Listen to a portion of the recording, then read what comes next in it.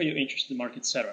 My name is Tolu Kuznets, and today we're going to go over the basics of using Marketcetera to author strategies, and we will look at a simplified pairs trading strategy as an example.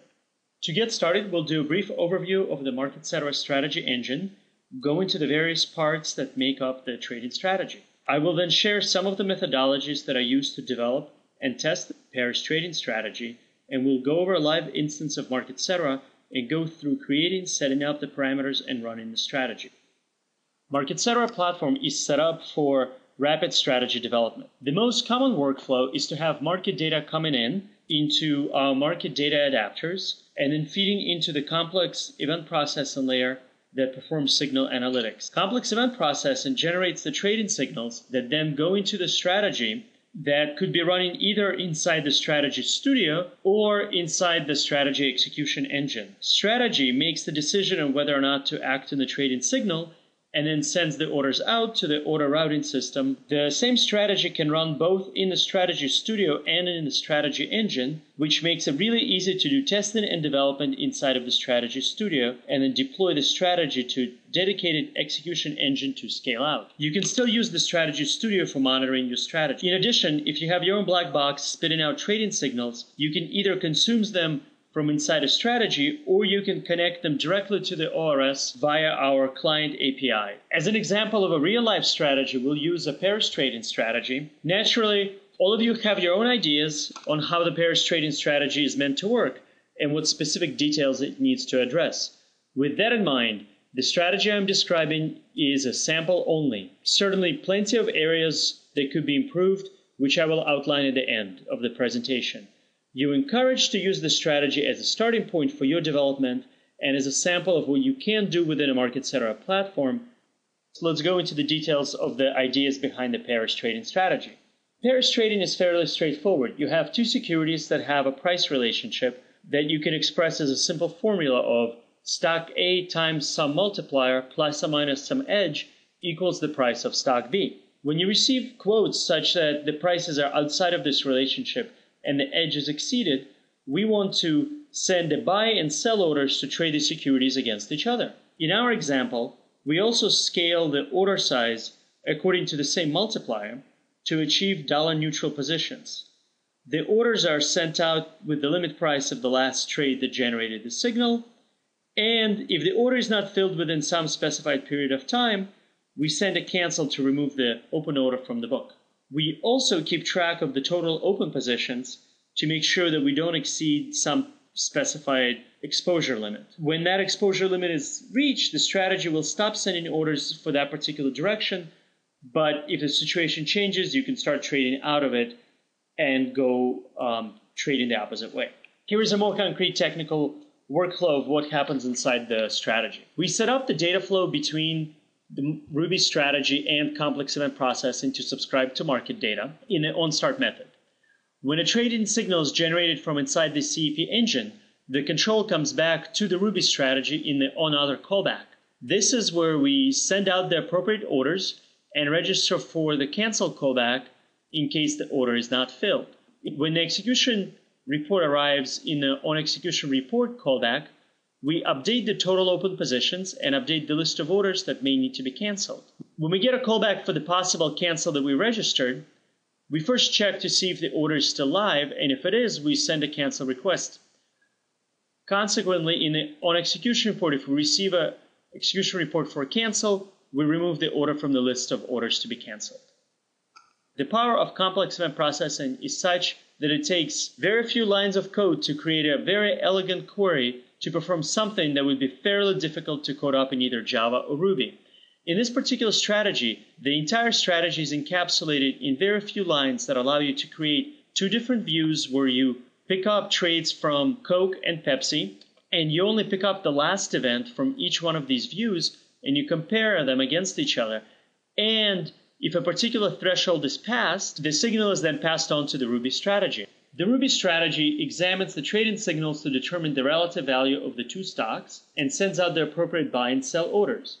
You can specify a parameter that determines the length of time you want to wait for the fill, and when we register a callback so that if the order is not filled within a certain time, the strategy sends a cancel to remove the open order. When you look over the strategy code, These are the APIs that are being used. You can find more documentation online. To develop and test the strategy, I followed the usual software development methodologies. I started out with a simple contrived set of made-up market data where I knew that the condition is met for a particular set of ticks. I then wrote a very simple app and ran the data through a CEP query, showing a line where a CEP would generate a strategy hit. Once I had the basic query done, I needed to feed repeatable events into the strategy framework. To make that simpler, I wrote a simple market data adapter that reads ticks from a CSV file, replays them into a strategy so that I could have a repeatable market data setup. I connected my auto routing system to a slightly customized exchange simulator, which was based on a very basic QuickFix-J executor sample that would fill 70% of the incoming orders at the specified limit price and then drop an order the other 30% so that I could test for the order cancels to make sure that if an order was left open on the book, the right order cancel would be sent. In addition, the Strategy API provides you with a series of statements to output debug messages, which I used quite a bit for debugging. To make it easier to see what was going on in Strategy Studio, every time I ran the strategy, I would clean out the database between runs by erasing the data directly in MySQL. And obviously, once the strategy was ready, I connected it to the active market data adapter and watched the positions in Photon to make sure that the behavior was correct. Of course, once you're satisfied, you can take the resulting strategy and move it out to a strategy engine and put it in production. The strategy is driven by a set of parameters that are specified before the strategy is started. For example, you can vary the multiplier, you can vary the edge, you can vary the amount of time you want to wait before sending a cancel, etc. The order window seconds parameter specifies how long to wait between sending subsequent orders. As I mentioned in the beginning, the strategy is only intended as a sample. There are quite a few tasks that you can improve. For example, you can use the bid and ask instead of relying on the last trade price, both for setting the limit price and for comparison inside of the CEP query. Also, we don't distinguish between separate exchanges when we compare prices. You may want to do that. And currently, the strategy will keep generating signals as long as conditions are met. So, if you have more market data coming in for one stock versus another, each subsequent new tick for stock A will generate a signal as long as the condition is satisfied. Let us now switch to the sample strategy, and I'll walk you through it and show you how it runs. This is a strategy that I had running for a bit. Interestingly, it seems like that the strategy stabilized. I at a position of negative 10,000. So I'm short 10,000 for Pepsi, and I'm long 12,100 for Coke. And that is because I specified an outstanding limit of at most 10,000 shares, and we generated that much trades in both sides, so the strategy stopped moving. However, if the positions reverse, the strategy starts trading out into a different direction, so it started decreasing the positions in both directions. You could look at all of the fixed messages coming through. As always, you could see the history of all the fills. And if you look at the console, I am using the debug method, which prints to sync, so all of that is scrolling through here. Let's switch to the strategy perspective, turn this off, and restart it. Okay, let's go back to what I said about testing this. What I would suggest is that you clean out the database between runs. To clean the database, you can run the command that deletes all the entries, delete from exec reports, delete from reports. Certainly don't do this on a production system. This is only intended to be done on a test environment.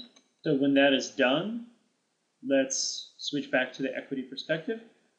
If you reconnect to the auto routing system, it will pull back the trading history. Since we just deleted all of the trading history, you're now starting with a clear system.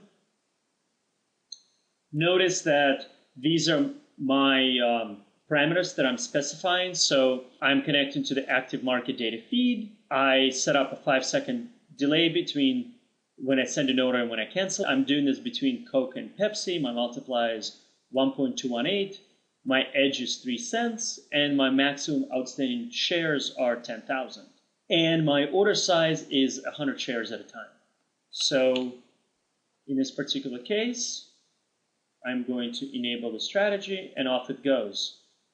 We could switch back to the equity perspective, and you'll notice that it started trading.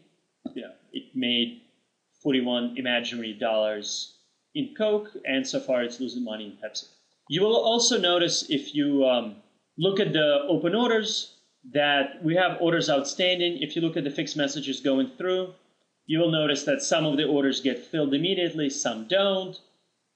You could look at the fills as always and the average price. You can download the strategy from the website. You could look through it, and we hope that this would be a good starting point for you to start developing your own strategies.